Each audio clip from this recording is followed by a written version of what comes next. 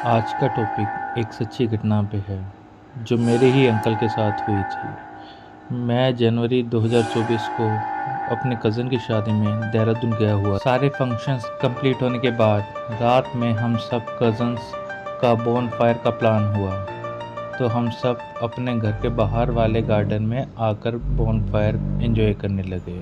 तो जब भी आप रात में आप अपने ग्रुप के साथ बैठे हों तो बातें करते हैं और एक टॉपिक पर बात अक्सर होती है जिसको सुनकर डर तो लगता है लेकिन मज़ा भी बहुत आता है।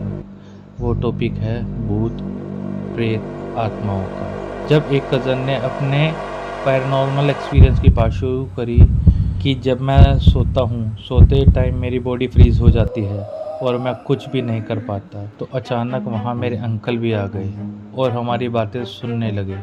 इसी बात से मेरे अंकल ने अपना एक्सपीरियंस शेयर करा, तो फिर जिसको सुनकर हम शॉक्ड हो गए। बात है मेरे अंकल जिनका नाम सुरेश है। जब वो 22 की एज में थे तो वो काफ़ी हैंडसम थे और वो शुरू से ही देहरादून में रहते थे और उनकी शादी 22 की उम्र में ही हो गई थी।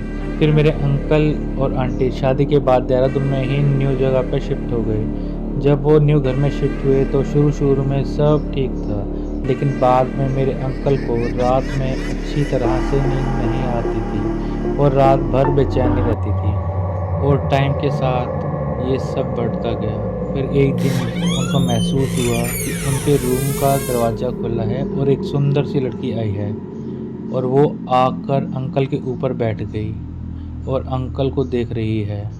फिर अंकल बिना हिले डुले वही बस एक मूर्ति की तरह लेटे रहे। फिर तकरीबन ऐसा हर रोज़ होने लगा। अंकल ने आंटी से बात शेयर नहीं करी ताकि वो डर ना जाएं, पर उन्होंने अपने एक दोस्त से बात शेयर करी तो उस दोस्त ने बोला कि भाई, हमारे बुजुर्ग बोलते थे कि सिरहाने के नीचे चाकू या माचिस रखने से ऐसी चीज़ें दूर रहती हैं, तू भी रखा कर। और मेरे अंकल ने वो भी ट्राई करा, लेकिन उससे कुछ भी फ़र्क नहीं पड़ा और सब यूं ही चलता रहा। अब वो लड़की उनके पास ना बैठकर रात में उनके ऊपर बैठने लग गई और अब ये हर रोज़ का शुरू हो गया था। फिर एक दिन अंकल ने आंटी को ये सब बता दिया, मेरे साथ ऐसा होता है।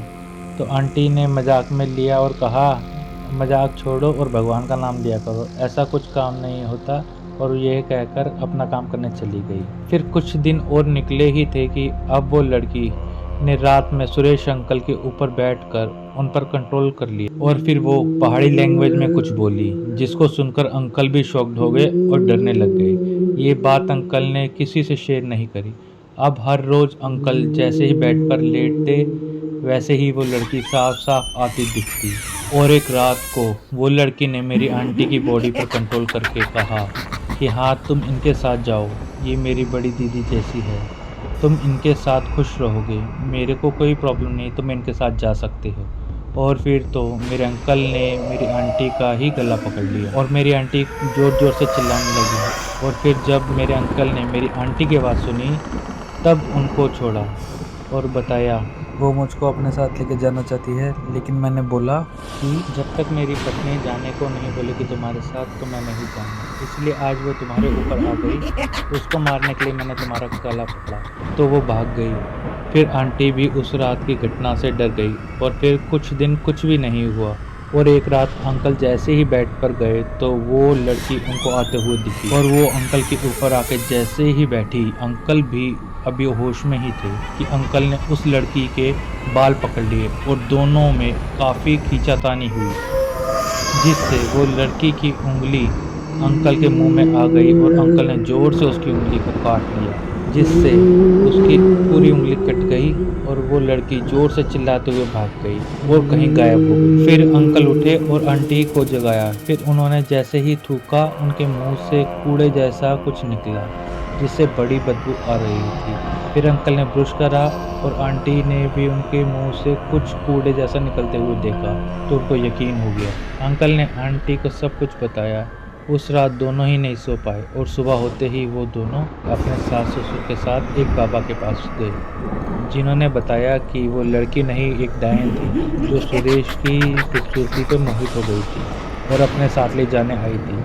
और फिर बाबा ने बोला कि आप वो घर आज ही छोड़ दो, नहीं तो इस बार जान की हानि हो सकती है। बाबा ने अंकल को कुछ उपाय बताए और फिर एक दिन में एक बार हनुमान चालीसा पढ़ने को भी बोला। ये सब सुनकर हम सब हैरान रह गए और फिर डर के मारे हमने टॉपिक ही चेंज कर दिया। लेकिन ये एक सच्ची घटना है जिसके बारे में हमारे पेरेंट्स को भी पता है। इन सब चीज़ों का कोई सबूत नहीं होता, लेकिन इस पे यकीन करो तो ये सत्य है, वरना तो झूठ है।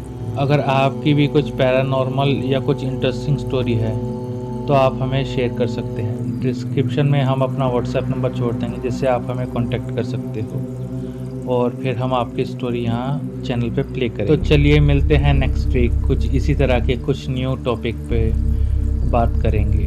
Till then bye, take care.